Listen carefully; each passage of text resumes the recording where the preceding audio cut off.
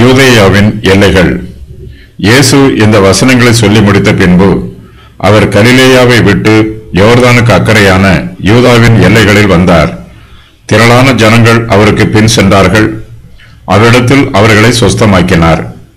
இயேசு கிறிஸ்து இதுவரையிலும் கலிலேயாவில் ஊழியம் செய்து வந்தார். இப்போது அவர் கலிலேயாவை விட்டு யோர்தானுக்கு அக்கறையான யூதாவின் எல்லைகளில் வருகிறார். கலிலேயாவில் இயேசு கிறிஸ்து பல வருஷங்கள் வாழ்ந்தார். அவருடைய ஜீவியத்தின் பெரும்பகுதி கலிலேயா தேசத்திலேயே கழிந்தது. இது யூதேயா தேசத்தின் ஓர் ஓரத்தில் உள்ள பகுதியாகும். கலிலேயா தேசத்தாரை வடக்கு தேசத்தார் என பொதுவாக அழைப்பார்கள்.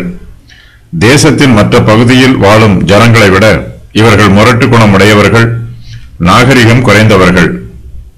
இயேசு கிறிஸ்து மத்தேயு 18வது அதிகாரத்தில் கொடுக்கப்பட்டுள்ள வசனங்களை சொல்லி முடித்த பின்பு அவர் கலிலேயாவை விட்டு புறப்படுகிறார். அந்த ஊரை விட்டு நிரந்தரமாகவே போகிறார். இயேசு கிறிஸ்துவின் உயிர்த்தெழுதல் நடைபெறும் வரையிலும் அவர் மறுபடியும் கலிலேயாவுக்கு திரும்பி போகவில்லை. இயேசு கிறிஸ்து கலிலேயாவை விட்டு யோர்தான் நதிக்கு அக்கறையான யூதாவின் எல்லைகளில் வருகிறார். கலிலேயாவில் உள்ள ஜனங்களைப் போலவே யூதேயாவின் எல்லையில் உள்ள ஜனங்களும் இஸ்ரவேல் வீட்டாரில் காணாமல் போன ஆடுகளைப் போல இருக்கிறார்கள். அவர்களை தேடி இயேசு கிறிஸ்து அங்கு போகிறார். அங்கு திரளான ஜனங்கள் அவருக்கு பின் செல்கிறார்கள். இயேசு கிறிஸ்து ஓரிடத்திலிருந்து மற்றொரு இடத்திற்கு புறப்பட்டு போகும்போது அவரை பின்பற்றுவது நமக்கு எப்போதுமே ஆசீர்வாதமாக இருக்கும். அவர் செல்லும் இடங்களில் எல்லாம் நன்மை செய்கிறவராக சுற்றி அலைகிறார். அவ்விடத்தில் தம்மை தேடி வந்த எல்லா வியாதியஸ்தர்களையும் இயேசு கிறிஸ்து சொஸ்தமாக்குகிறார்.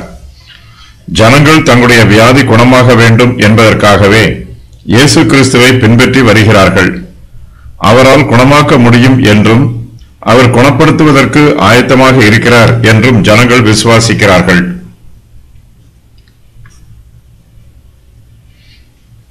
கலிலேயாவில் ஊழியம் செய்தது போலவே யூதேயாவின் எல்லைகளிலும் அவர் ஊழியம் செய்வார் என்று அவரை நம்பி அவருக்கு பின் வருகிறார்கள். யூதேயாவின் எல்லைகள் என்பது யோர்தானுக்கு கிழக்கு பகுதியில் உள்ள யூதேயாவின் எல்லைகள் ஆகும். இயேசு கிறிஸ்து எருசலேமிலே இந்த உலகத்தின் பாவங்களுக்காக பாடுபடவும் மரிக்கவும் பிரயாணம் செய்கிறார். அதற்காக அவர் எரிகோ வழியாக எருசலேமுக்கு பிரயாணம் பண்ணுகிறார். யோர்தானுக்கு அக்கறை என்பது யோர்தான் நதிக்கரையில் உள்ள பிரதேசமாகும். இது யூதேயாவிற்கும் பெரேயாவிற்கும் இடையில் உள்ள எல்லை பகுதி.